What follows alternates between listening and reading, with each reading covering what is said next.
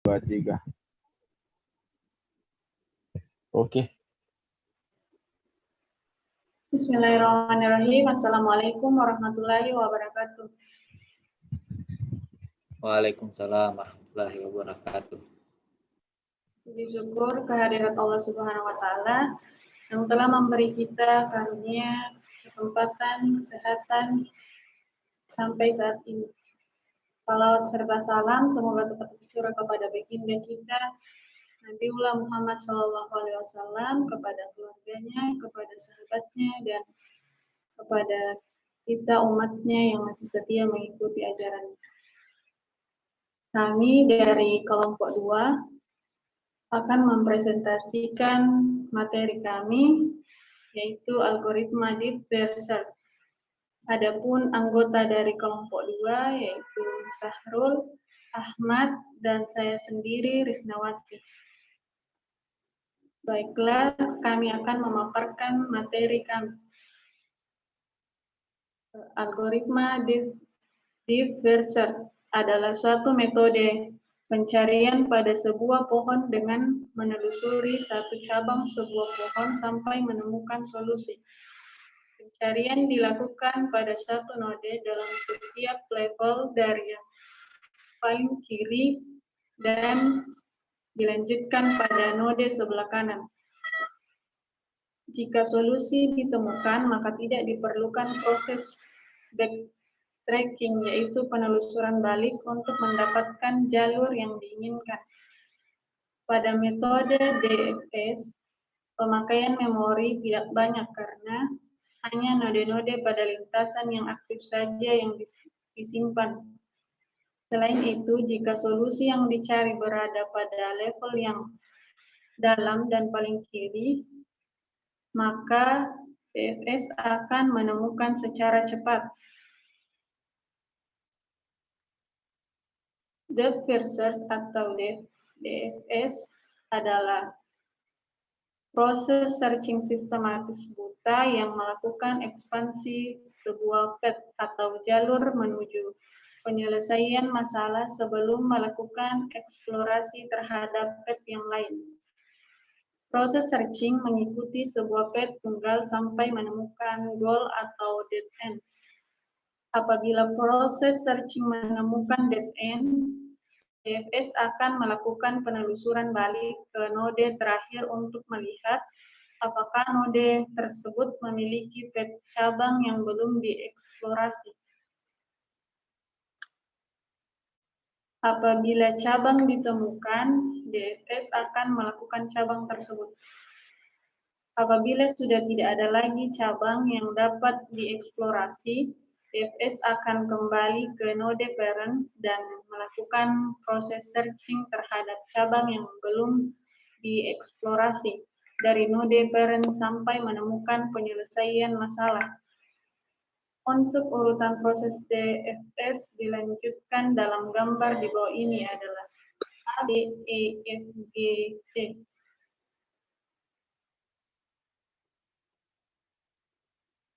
Berikut adalah diagram pohon dari DFS. Materi selanjutnya akan disampaikan oleh rekan saya Ahmad, kepadanya dipersilakan. Kelebihan deep research. Kelebihan dari algoritma deep research yaitu dapat menemukan solusi sebagai jalur terpendek dan menemukan solusi minimum apabila ada lebih dari satu solusi. Nah, deep research tidak akan menemui jalan buntu. Kelemahan deep research. Kekurangan dari algoritma deep research yaitu membutuhkan banyak memori untuk menyimpan dalam satu pohon. Contohnya, pseudocode deep research. Berikut pseudocode algoritma prosedur dari algoritma DFS dapat digambarkan sebagai berikut. A. Transversal dimulai dari simpul V. B. Kunjungi simpul V. C. Kunjungi simpul W yang bertetangga dengan V. D.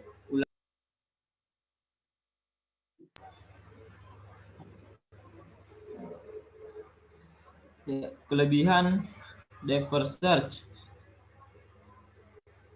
Kelebihan dari algoritma depth first search yaitu dapat menemukan solusi sebagai jalur terpendek dan menemukan solusi minimum apabila ada lebih dari satu solusi. Algoritma depth first search tidak dapat menemui jalan buntu. Kelemahan depth first search. Kekurangan dari algoritma depth first search yaitu membutuhkan banyak memori untuk menyimpan semua simpul dalam satu pohon. Contoh pseudocode depth first search berikut. Pseudocode algoritma prosedur dari algoritma DFS dapat digambarkan sebagai berikut. Transversal dimulai dari simpul. B. Kunjungi simpul V. C. Kunjungi simpul W yang bertetangga dengan V. D. Ulangi DFS mulai dari simpul W. E. Ketika mencapai simpul U sedemikian hingga semua simpul yang bertetangga dengannya telah dikunjungi. Pencarian dirunut balik, backtrack, ke simpul terakhir yang dikunjungi sebelumnya dan mempunyai simpul W yang belum dikunjungi. F. Pencarian berakhir bila tidak ada lagi simpul yang belum dikunjungi dan dapat dicapai di simpul yang telah dikunjungi. Contoh pseudocode depth first search. Implementasi algoritma depth first search. Dalam implementasinya, DFS dapat diselesaikan dengan cara rekursif atau dengan bantuan struktur data stack. Kita akan membahas dengan cara yang menggunakan stack. Stack yang digunakan adalah stack yang isi elemennya adalah simpul pohon atau tree. Bagaimana cara kerjanya? Berikut ini adalah urutan algoritmanya. Masukkan simpul ke dalam tumpukan dengan push. Apabila dari isi elemen berupa simpul pohon dari tumpukan teratas, hapus isi stack teratas dengan prosedur pop. Periksa apakah simpul pohon yang disimpan tadi memiliki anak simpul. Jika ya, push semua anak simpul yang dibangkitkan ke dalam stack. Jika tumpukan kosong berhenti, tapi jika tidak, kembali ke langkah 2. Saya kembalikan ke moderator. Baik, materi selanjutnya akan dipaparkan oleh Saudara Sahrul, kepadanya dipersilakan.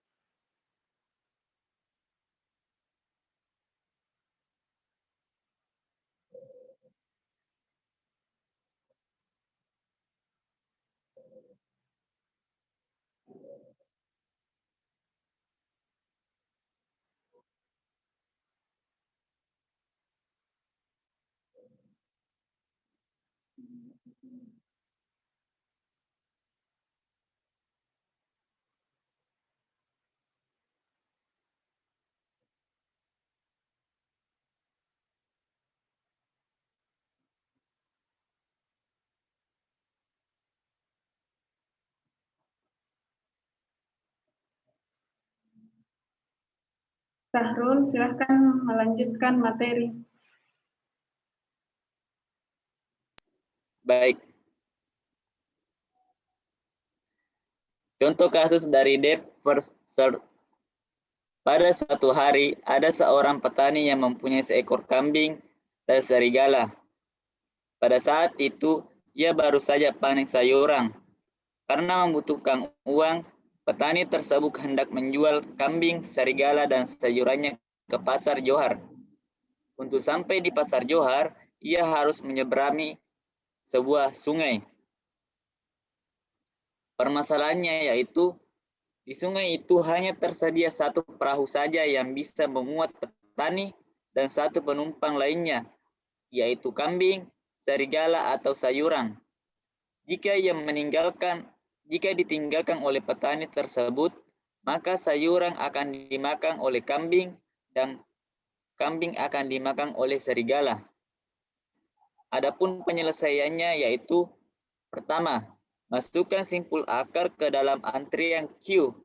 Jika simpul akar sama dengan simpul solusi atau goal node, maka stop.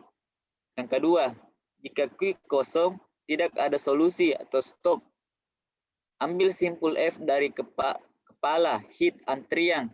Bangkitkan semua anak-anak jika anak-anaknya. Jika F tidak mempunyai anak lagi, kembali ke langkah kedua. Tempatkan semua anak dari F di belakang antrian. Jika suatu simpul anak dari F adalah simpul solusi, maka solusi telah ditemukan. Kalau tidak, kembali lagi ke langkah kedua. Adapun kesimpulan materi kami yaitu algoritma depth first search berhasil diterapkan dalam aplikasi melakukan perbandingan berdasarkan jumlah langkah dan lama waktu pencarian. Kemudian berdasarkan hasil pengujian yang dilakukan pada level 1 diperoleh hasil bahwa algoritma DVS lebih cepat daripada algoritma BVS. Saya kembalikan ke moderator. Baik, demikianlah presentasi dari kelompok 2. Kurang dan lebihnya mohon dimaafkan. Billahi fisabilil haq, fastabiqul khairat. Assalamualaikum warahmatullahi wabarakatuh. Waalaikumsalam.